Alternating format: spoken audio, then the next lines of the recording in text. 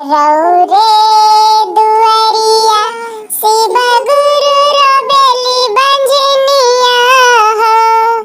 ए शिव गुरु रोबेली बंझनिया हो। ए शिव गुरु देई देती गोदी में भला कवाया ननमा। शिव चर्चा करैती हो।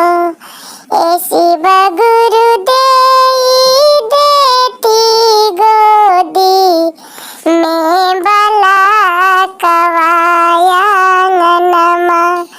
शिव चर्चा करैती हो।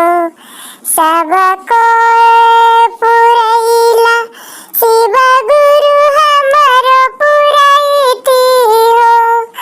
ए शिव गुरु हमारो पुरैती हो।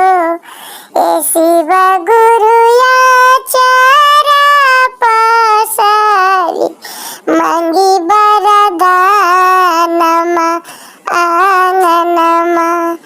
शिव चर्चा